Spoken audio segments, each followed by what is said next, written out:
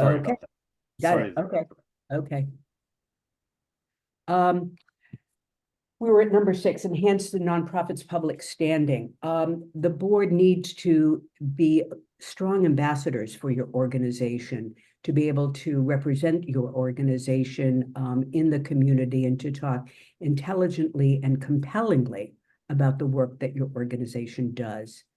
And then finally, it is the board's responsibility to hire, support, monitor, and evaluate the chief executive. Next slide, please.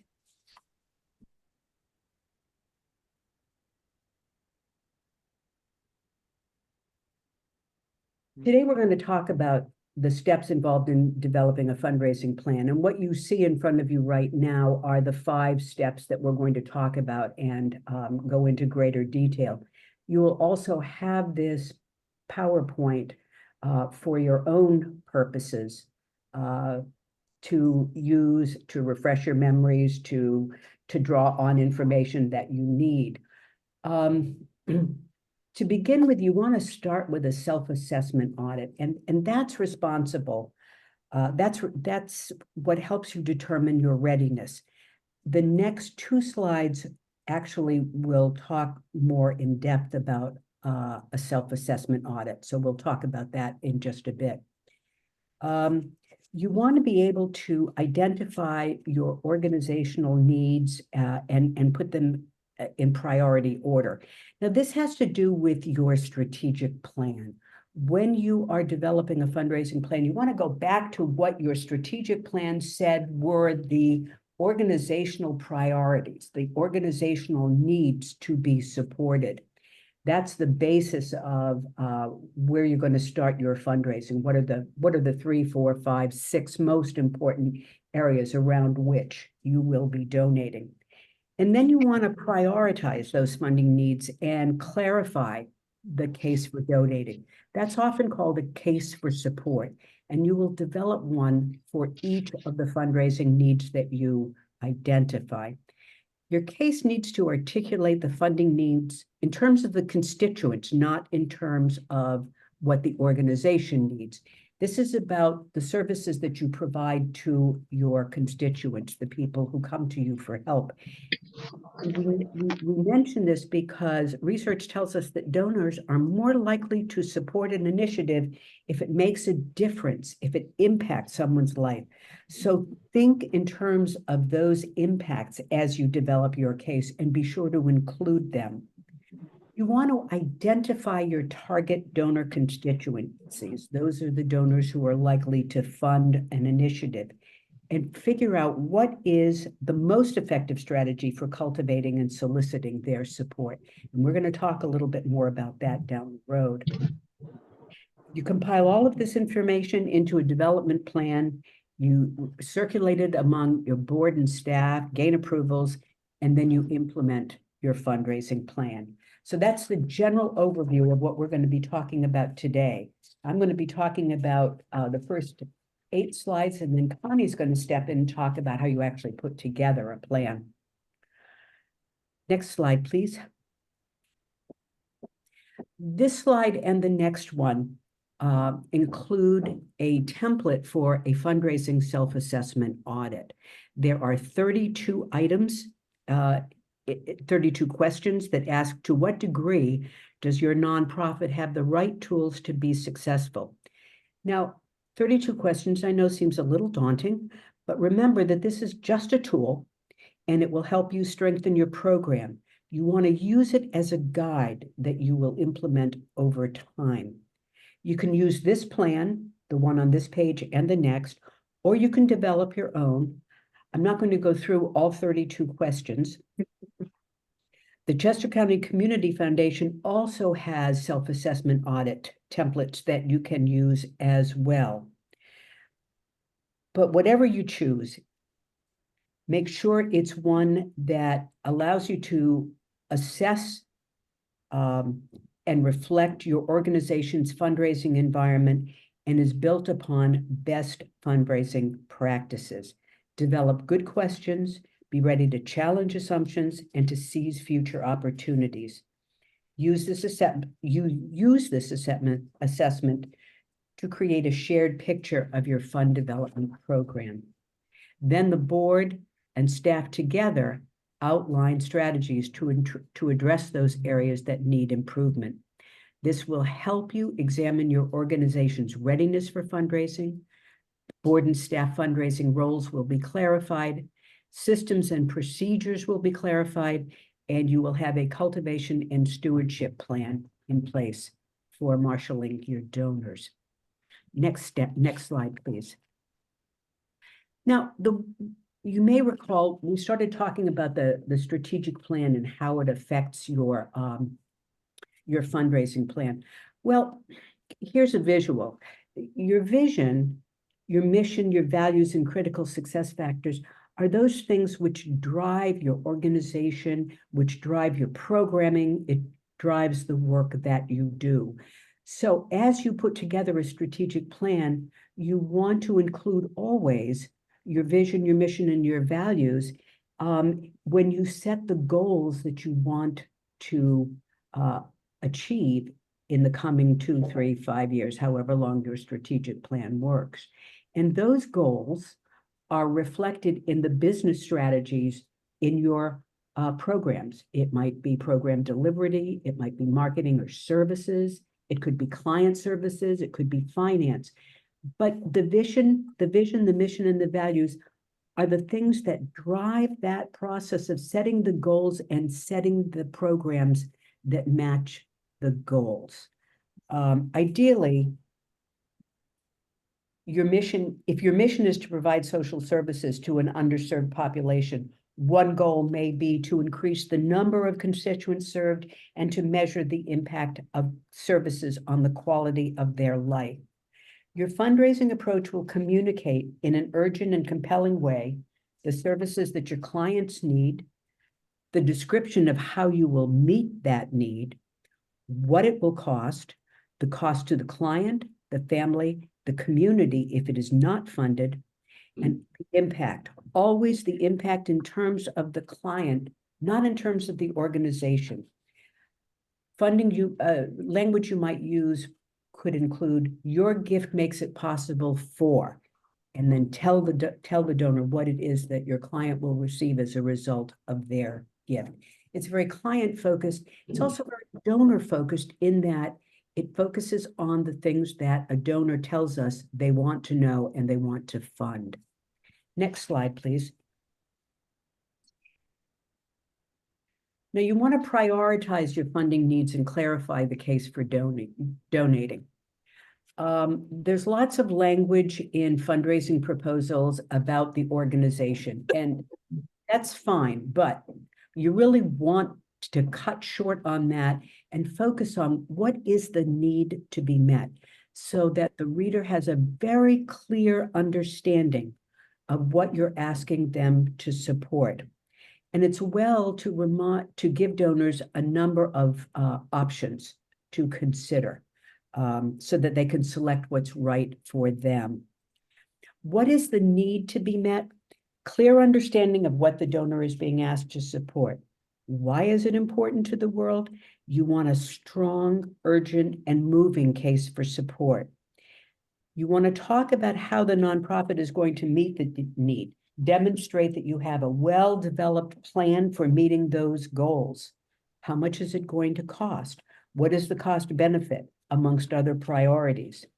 Who else is involved? Evidence of other support and a sense of other leadership, a sense of leadership. That's really important because it shows the donor that there are other organizations who believe in what you're doing and support it as well, and that you're collaborating with other organizations. You're sharing each other's strengths. The donor will want to know what you need from them. How does the donor fit in here? And you need to talk about what's in it for the donor. What are the avenues for meaningful involvement and participation, recognition, and anonymity as desired? Remember, some donors will want to be anonymous, but donors will want to know what it is that excites. Donors will want to be excited by what you presented to them, and they will want to be urgently and compellingly moved to make a gift. And that's how you want your case for donating to sound like and to look like to donors. Next slide, please. Now, how do you identify target markets and approaches? Come on. Hello? The first level of target market would be your social media public relations donors. They're folks who have learned about you from social media. They may not know very much about you, and they're not engaged at a very high level. The next level up might be a donor who has heard about you through social media, has attended events, and has engaged in your annual appeal. So they've made a gift. The third level is individual follow-up and volunteer engagement. Those donors who have made a gift need to be thanked. And the going figure on this is that there should be a thank you acknowledgement within 24 hours of making a gift. Now, I know that's a far cry from what many organizations are able to do, but that should be your goal or your aim. And if you can't get a letter in the mail in 24 hours or 48 hours, have one of the board members pick up the phone and call the donor and thank them and let them know that a letter is forthcoming.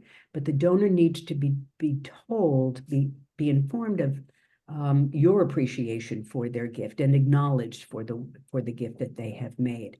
So individual follow-up is a huge part of building a relationship with your donor. And volunteers are particularly good donors. The statistics on the volunteers who actually support the organizations with which they work is much higher than regular donors. So don't forget to thank your volunteers, and also don't forget to bring them into the thanking process. They could be very helpful there. Fourth level is your major donors, and these are people who make substantial gifts every year to your organization. They are the ones that you turn to discuss major opportunities that are funding opportunities for them. You also want to keep them in the loop, because major donors, if they are properly cultivated and properly educated, will continue to raise their gift each year, and over time will become planned giving donors, deferred giving donors. They become level 5 donors. Next slide, please. Okay. Now, is this you, Connie? I think so. Okay, take it away. Is that all right? Yep, Okay. fine with me. I think so. All right. So this slide is a variation on the previous one that Corrine just discussed. And it's showing in a little more detail those different target markets or sources of possible funding and the issues that we need to think about concerning each of them. And as you build your development plan, you're going to want to put activities specifically constructed to cultivate each of these categories of potential donors in your plan. It's essential today, more than ever before, to develop different cultivation and solicitation approaches for different groups. And again, these need to be included in the plan. I think it sort of goes without saying. We all know that, say, people in the, and these are broad generalities, but people in the, say, 20 years old to, say, 50 years old age brackets today do a lot of their activities online. Many of them pay all their bills online. If they do pick up their mail, sometimes they rarely open it, or they throw it out in the street. They're just not paper focused the way the old folks are. And so for those people in that category, the way to communicate with them is through email, it's through texting, it's through social media. Though they're not going to be receptive to written communications. They definitely don't want a phone call because they're not going to answer anyway. They don't want a one-on-one meeting, and they are not going to go probably to the rubber chicken dinners unless There's a fun family element to those events, which would make it possible for them to bring, say, kids along and have a good time. The donors in, say, 50 and above, and again, these are very general concepts because there are a lot of older adults who are extremely digitally savvy. But in general, that group is going to be much more receptive to the mail, much more receptive to the written solicitations. They might talk to you on the telephone. And for major donors, they're going to be receptive to the one-on-one meetings, the individualized tours, and they will come to an event often, especially if there's some either very fun component to it that they haven't had before, or if there's some meaningful content from which they can learn. So you can see how we have to have a variety of different approaches for individuals in different age brackets. It's certainly different approaches for foundations and corporate prospects because they have different needs. Foundation prospects are responsible for making grants according to the trust document that set up the foundation, and they often have boards of directors making those decisions. And corporate sponsors have a variety of other rationales for making gifts, depending on the individual business that they're in. So the bottom line of this is that we now have to use a variety of fundraising approaches. One size definitely doesn't fit all. And if we don't use several approaches, we're going to be leaving dollars on the table and potentially losing current and potential supporters. So you need to have a variety of solicitation, cultivation, and solicitation strategies in your plan. Next slide, please. So when you use the information, as Corrine mentioned earlier, about from your fundraising assessment to identify the items that are going to be in the plan, you need to include specific tactical steps with start and due dates and who's going to be primarily assigned for at least running or being responsible for the initiative. You may have a variety of people working on something, but who's the primary leader of that initiative? It's also important to set measurable, quantifiable goals that are challenging and yet realistic. These also should go into your plan because that's going to make tracking and evaluating the plan a lot easier. And it's also going to give individuals and committees very clear direction about what they need to be doing.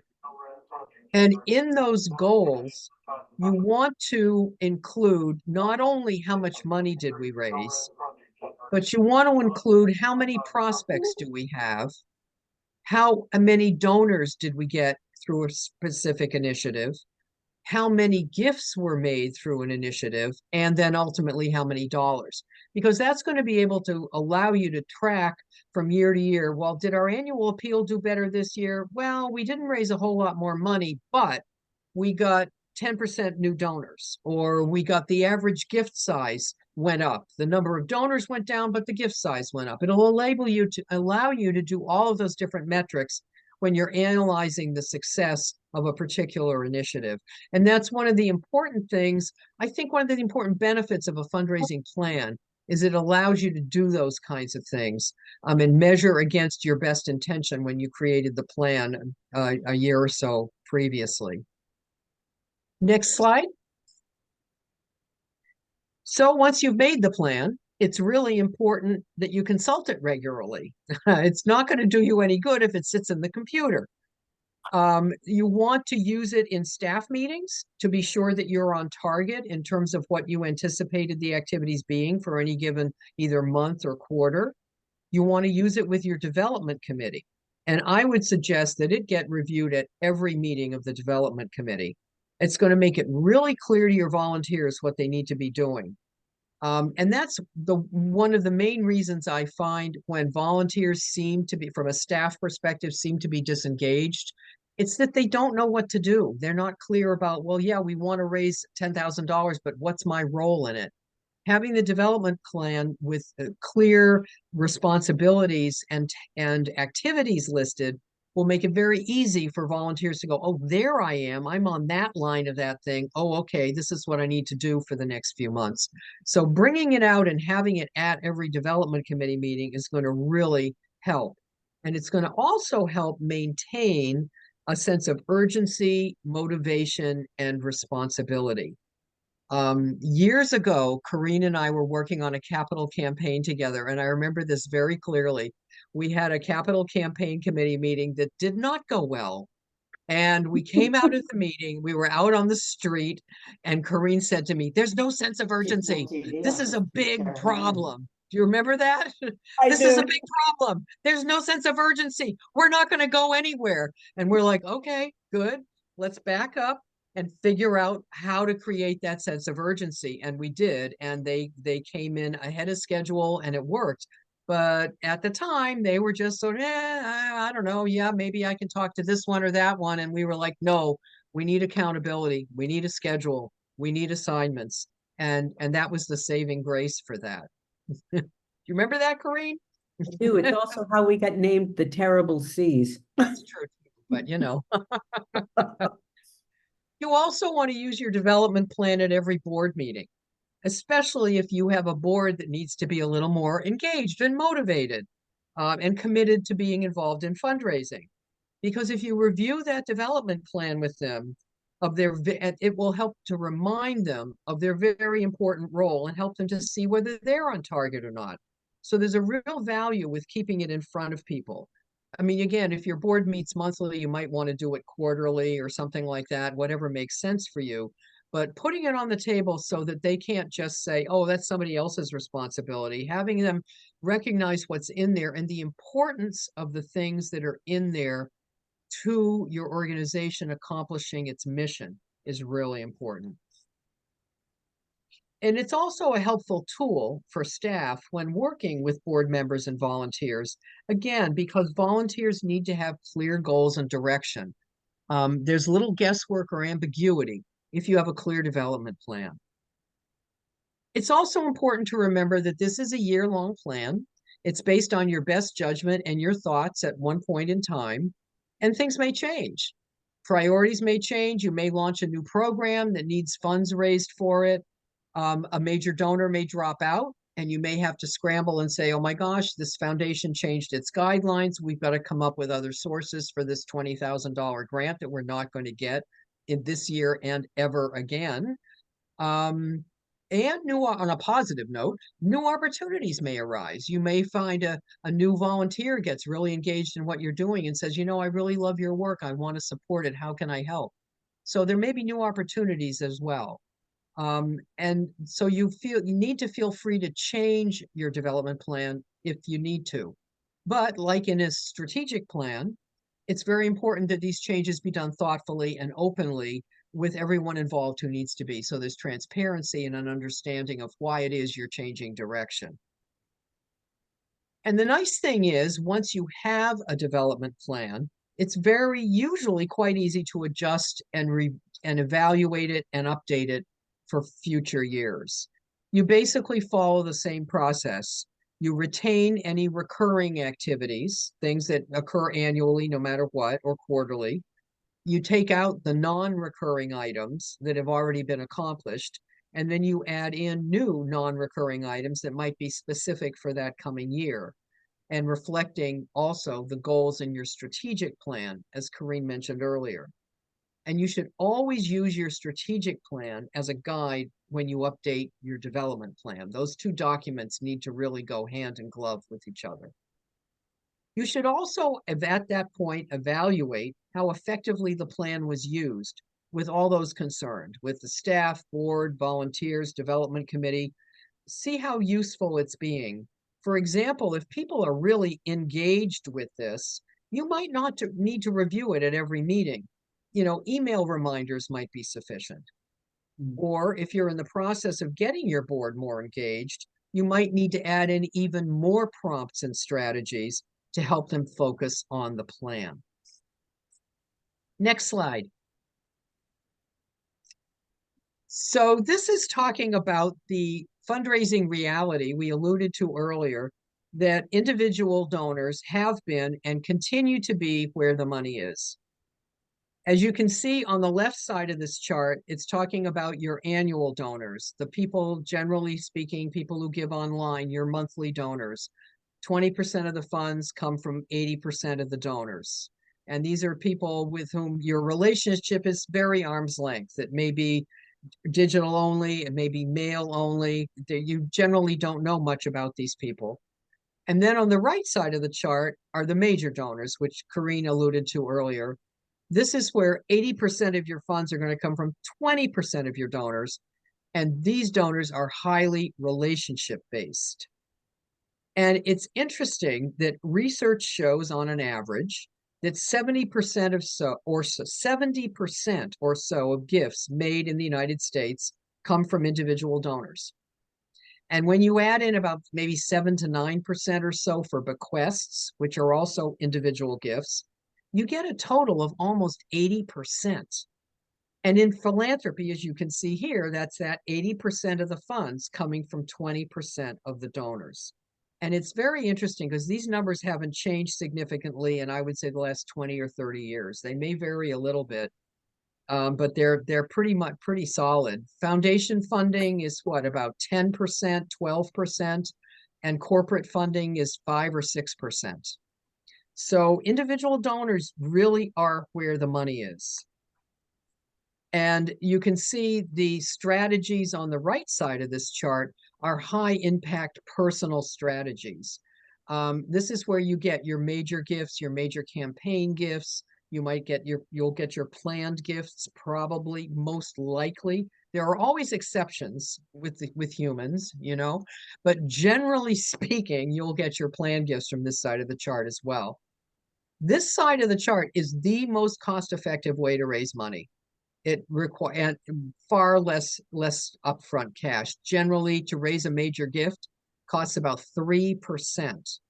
On the left side of the chart, the direct mail appeals and those strategies, which are important because we need to build our donor base using those strategies, but they cost an average of 30 to 50% on the dollar.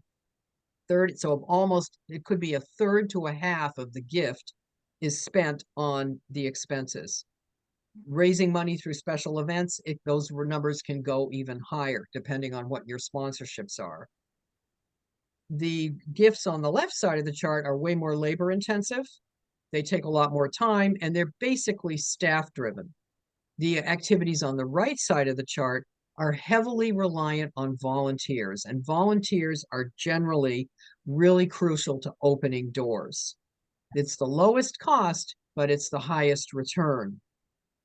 And I had an experience once I want to share with you where I was doing consulting with a nonprofit, and we were looking over their donor list, because that's often a place to start when you want to try to identify a major donor, potential major donor. And we're looking down the donor list, and I see names of two very prominent, very, very wealthy philanthropists, and they were giving them $200 because they got an appeal letter. They gave them $200 a year, and they'd been doing that for a couple of years. And I'm like, oh my goodness, we found some gold. And I happen to have had a little bit of a relationship with these philanthropists. And since I knew this was an organization they cared about, I reached out to them and said, hey, I noticed you've been giving to this organization for a while, and you care about it. Would you like to come down and meet the executive director and have a tour? Would you like to do that? And they were like, sure, we'd love to learn more about the organization. They came down, we met with the executive director, she gave them a tour, it took about an hour, and then the next check we got from them in about a month was $5,000. So that's an example. I mean, it took an hour of time. It was just because if they had had a board who had been savvy enough and involved enough in fundraising, it would have been a board member who would have caught that name, not me catching it, but that created a relationship that then they could maintain. So that gives you the idea how some of this can work on your behalf. Next slide. So I know it's scary for many board members. I love this. I'll do anything but ask for money. The bottom line, though, the unhappy truth is that the involvement of board members and other volunteers is usually absolutely essential in order for fundraising with individuals to be successful. Staff can generally handle foundation work. Corporate work is often very much helped by connections from board members because that's often very based on relationships. And with individuals, it's really dependent on the activities of volunteers in order for those initiatives to flourish. In order for, and the simple truth is, in order for any nonprofit to survive, it needs a strong, vibrant pool of individual donors. Foundations can't sustain you forever. It's not their role. They don't usually, often they don't make ongoing grants to the same organizations year after year, and many won't fund operating money or general operating money, and they often change their guidelines, which may rule your organization out altogether for all time. So if you're heavily reliant on foundation funding, heavily, meaning maybe more than say 70% or so, that might be a goal you'd want to put in your development plan to try to even those percentages a little bit and work more on the individual side. Volunteer engagement is also really important because you need to supplement and support the work the staff does. They can't do it single-handedly. And lastly, there is just simply no substitute for the volunteer in fundraising. It's just that simple. Paid staff or consultants are just not the same. You're doing this because you care, not because you're being paid. And not to say that people who are being paid don't care, because they certainly do, but it's just a very different dynamic. And that is why volunteers and board members and committee members' networks, connections, and willingness to educate people about your organization are vitally important to success. And therefore, each person on your board needs to be encouraged to develop his or her own list of people who could be introduced to the organization and ultimately be asked to become involved. Next slide. So here are a few specifics, a handful of specific ideas about how board members can be involved. There are many ways board members and committee members can help with fundraising.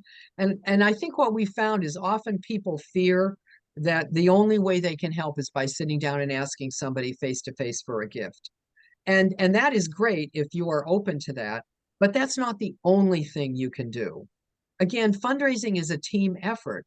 Not everybody has to be a quarterback or a pitcher. I'm referencing the Phillies opening game towards the end of this week. Not everybody's a pitcher on a team. We need all different skills, right? So the first thing you want to do is be a donor. That is absolutely the most important thing for a volunteer who's going to be engaged in fundraising, or any volunteer for that matter in an organization, to do. And our goal, of course, with board members and really committee members is 100% participation. For some board members, that may be, on a continuum, a small, relatively small gift, but it needs to be a gift that is of a meaningful size to that person. So that 100% participation is important, because it's really hard to solicit funds if you haven't already given yourself. To be able, there's tremendous credibility that comes with saying, I've given to this organization because I care about it and I hope you will too. That kind of a message.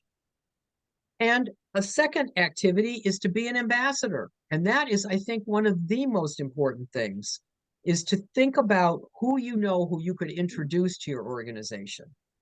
Spreading the good news about the kind of amazing work your organization is doing wherever you go, whether you go to a faith-based organization or a service club or at a gathering of friends, just to say that I'm involved with this organization, and let me tell you a couple of the cool things that they're doing these days. I didn't know this was a need in the community, but it really is. So it's just talk about your organization wherever you can. Next slide. Another activity is to be a sleuth or a researcher. You can add names to the mailing list. You can ask other people who might want to support your organization. I'm involved in this organization that does this. Do you know anybody in the community who's also excited about this? You want to look for leads and ideas. Today, there's a tremendous amount of research that can be done online, and it's very time consuming. And if you have an interest, or if the volunteer has an interest or a willingness to do some online research, that can tremendously help an organization try to build that potential donor list or expand the donor list. So you want to try every possible strategy, and this can be a very low stress low personal risk way for somebody to become involved in fundraising. They're just doing research. They're just sleuthing around, reading newspaper articles or journal articles and coming up with possibilities. Next step, next slide, sorry. You also could be a cultivator. And this is a really important piece because this involves introducing people to the organization and getting them involved. Maybe it's inviting somebody out for coffee with another board member or the executive director. Maybe it's an after work drink. Maybe, as I did with these people, it's a visit to the organization and a tour. Maybe it's an invitation to an event. I'm going to this really cool party in a month, and I'd like you to go with me, and buy them the ticket. Or it could be a small cultivation gathering at someone's home where there's going to be some meaningful content shared. And you can say, I'm going to this and I think you would really enjoy it. It's very, very going to have a very good speaker coming or something like that. So that cultivating role in whatever way you're comfortable can be really, really helpful. Number 5 is being a solicitor, and whether that's face-to-face or sending someone an appeal letter with a note on it that you've written, or calling someone up and following up on an appeal that you've sent, or even sending them an email, whatever way you're comfortable. But ultimately, soliciting funds is a huge way to help. And you can either do that individually or as a member of a team. You don't have to be doing it yourself, especially if it's a sit-down meeting with a major ask. Being a steward is another really low impact, not scary at all way for people to become involved in fundraising. That is involved, as Corrine mentioned earlier, the importance of thanking people. So it could be a phone call. And these days people don't answer phone calls from people they know. So you're really safe. The person isn't going to probably answer the phone. Just leave a message. That's all you have to do. Thank you so much for your gift. I'm a board member. We're thrilled you gave. Bye-bye. That's all it has to be. Or you could send a thank you email or a thank you card. One of the sort of flip sides of what we were talking about earlier with needing to do different strategies for different folks and the fact that mail solicitations and things are sort of slipping down off the radar, it's very unusual for people to get a piece of hand-addressed mail these days. So if you sent a hand-addressed thank you card, the person might go, whoa, what is this? And open it up. And it would make an impression that that happened. And I'm a volunteer with an organization that does that they send thank you cards or they send a birthday card and it's a physical thing. And I'm like, wow, look at that. So sometimes the very simplest of things, just because it's a little unusual, can really stand out. Next slide. So again, just to refresh, Corrine talked about a lot of this earlier, so we don't need to go into it too heavily. But one of the important things when dealing with individual donor fundraising is to tailor your case. And as Corrine said earlier, that case for support, which talks about the community need and your solution for that need, you have to tailor the case to the interests of the donor. And that's where a board member being part of a cultivation activity can be really helpful, because that board member can listen really carefully to the things the person is saying that might give you clues in terms of what they might be interested in. For example, with that tour, with that couple that we did, I and the executive director listened very carefully to the things they responded to. And then we came back with a proposal for the $5,000 that was tailored to something that they had personally experienced and valued. So the more you can tailor your ask to the particular donor's interests, the more likely you are to get a yes, and the more likely you are to get a bigger gift. It's very important. You need to show the donor that you have solid, specific goals, as Corrine said, a real plan for how you're going to accomplish what you say you're going to do, because the donor needs to be reassured that if they did give you a larger gift, that you'd be able to use it the way you say you're going to use it. So showing that plan is a real confidence builder. And again, you need to show evidence that the gift is going to make a big difference. That, as Corrine said, if you make this gift, 25 people are going to learn this skill. or 100 families are going to be served with whatever, or transportation. If you buy this bus, we will be able to provide transportation for hundreds of school kids for the next 5 years or whatever. You need to be real clear with the impact, because donors want to feel that their money is making a difference. And they tend to give year after year to organizations where they have that comfort level. You also want to cultivate and build those relationships. It's hard enough to get a donor, but when you get them, you want to hold on to them like grim death. You don't want to let them go. So that involves deepening and building those relationships, because as you remember from the previous slide, these donors are relationship driven, as opposed to the annual givers and the online givers who are more transactional. They're more, yeah, I like this cause, I'm going to give you $25. These donors are relationship driven because hopefully they've met some of the key players in your organization, and they go, I just love the way Bob as the executive director is running this thing, or I met this program director and it just wowed me, the commitment that person had. And that was another key element in the success of that site visit with that couple, because they had the opportunity to meet some of the other key players who delivered the programs. And I have to say, they all did a stellar job of talking about their jobs and sharing the passion and commitment they had for the work. And that came across very clearly, and the prospective donors picked up on that. So this cultivation and relationship development, you also don't want it to stop with one person. And too often, I think organizations do that. It's either the executive director has all the contacts, or it's the board chair, or it's a staff member. And, you know, if you want to have those relationships be deeper than one individual, because, you know, people move around in different jobs, things happen. That person isn't always going to be there. And what you often see is, if that person, let's say it's a volunteer, if that person leaves after their term limits are up or whatever on the board, they go somewhere else, they've taken that donor with them because there's nobody there who knows that person. So you want to try to make it at least a couple layers deep when you do develop a rapport with someone like that. You need to show that donor that there's strong leadership, as we've mentioned, and you want to try to creatively develop some methods to promote their engagement and their ownership, such as in being invited to meetings, or creative ways, if it's appropriate, to get the donor engaged in the organization's work. And again, you want to continue this understanding their motivations. What's going to speak to them? What's going to inspire them? What's going to keep them engaged? And continue that cultivation and solicitation by people who've already given and are asking others to do the same. That's where your volunteers come in again. Again, you want to continually show them who else has given.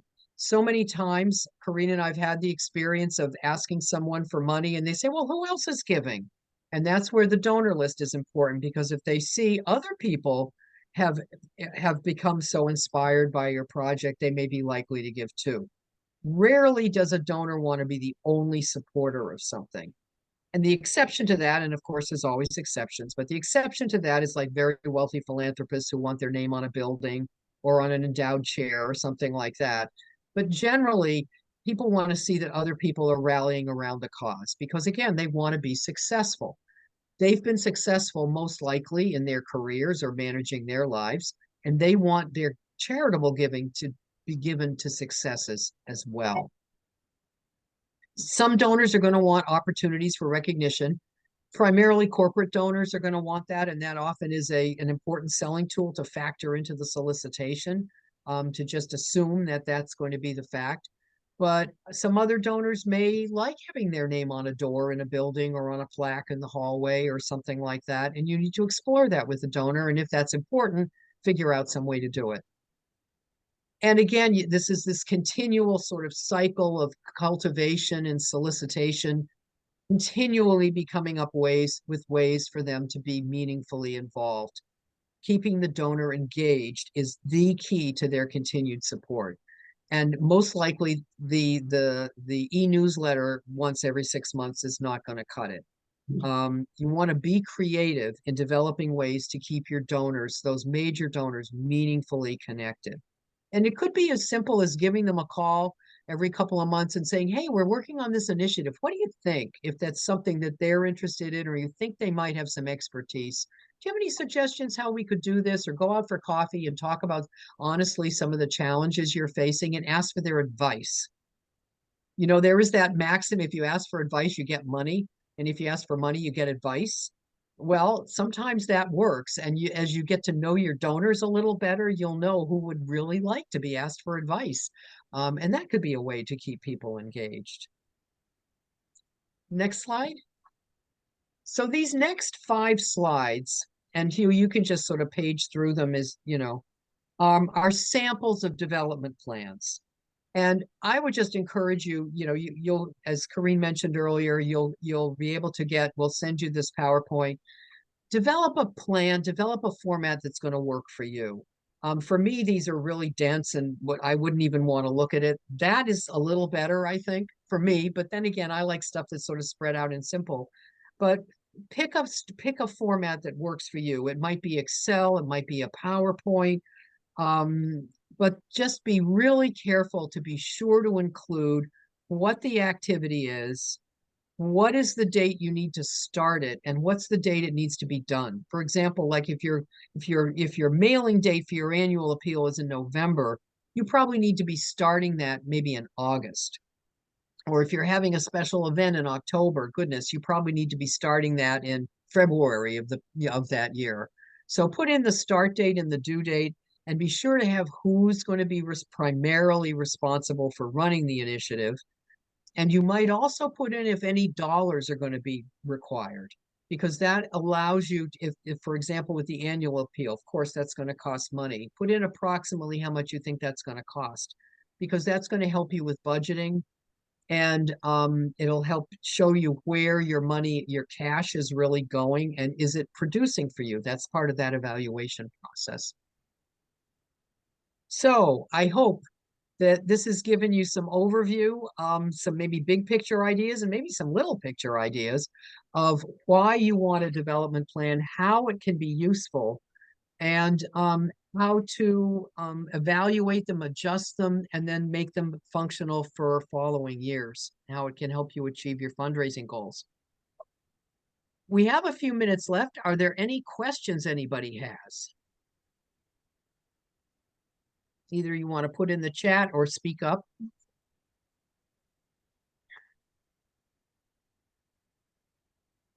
Connie, I thought the point you made about the cost of major donor solicitations versus the letters was really important. I'm glad you brought that up, because so often we work with nonprofits who rely on letters and this sort of transactional correspondence with donors. And the more that you build the relationship, which is what you've said all along, the less expensive it becomes to continue that relationship and to help it grow. It's a good investment. Vera has put in the chat that she has a question. Great. There you go, Vera. Go ahead. Sorry, I couldn't find the unmute button here. How is everyone? I'm Vera Miller from Pass the Torch for Veterans for PA, and we are having a carnival at the end of April. And the problem that I'm having, it seems like they think that I'm a scammer. How can I prove that I'm a real person? And I'm not just scamming people. I want to help the veterans. What kind of an initiative is it that you're doing? An initiative that I'm doing? I mean, who's thinking you're a scammer? I'm putting things out on the social media. Mm. And so then someone did finally contact me, and they were telling me, well, we thought that you were scamming us, because there seems to be a lot of people out there that are, asking for money, of course, and then you got to know that it's a legit business. So The only Okay. thing I came up with is that I'm with the Oxford Chamber of Commerce, that they could check us out on the their website. But other than that, I don't know how else not, like to prove I'm not a scammer, that, we really do really want to help the Mhm. veterans. And this carnival is a way of raising money, to do that. Does your organization have a website? Do you submit a 990 to the IRS? I'm not sure what the 990 is, but we do have a website. I'm under, it started to the other problem was that it started in Delaware. And the website came up underneath Delaware. And of course, my people in Chester County thought that, okay, are you helping local veterans or not? And so we needed to update that, but I don't know if, people went back to it after that.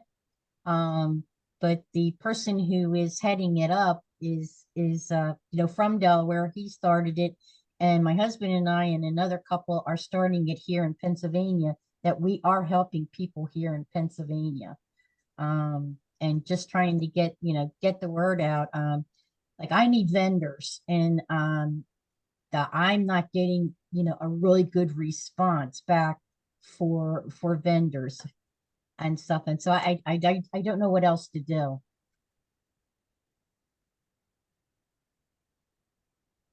I'm thinking face to face.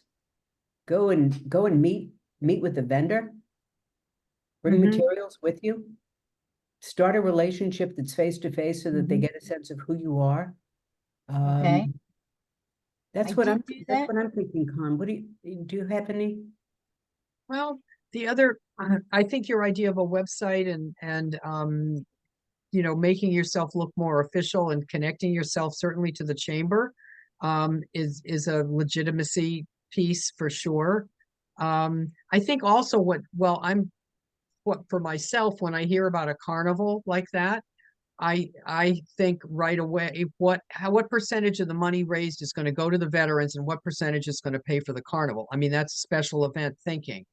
And I Yes. remember years ago being telephone solicited for a carnival for it was either the police or the fire or something like that.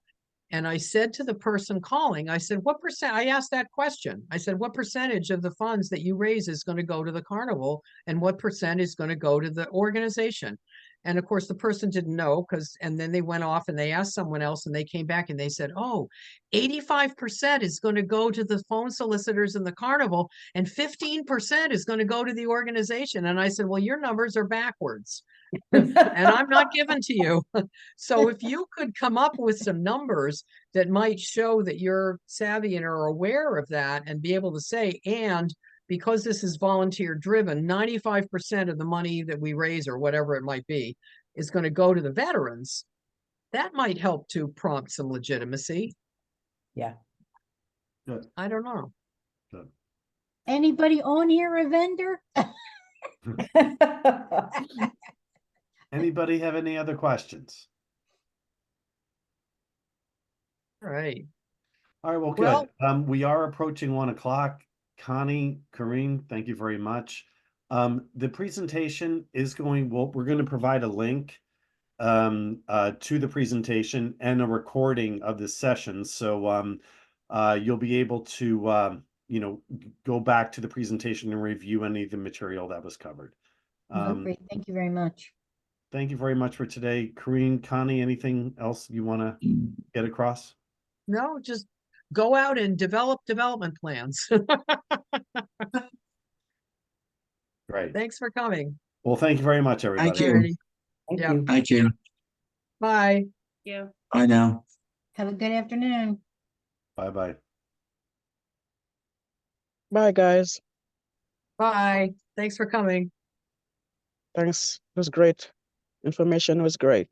Good. Good. Bye. Bye, Connie. Bye, Corrine. Bye, Janet. Bye, Hugh. Take care.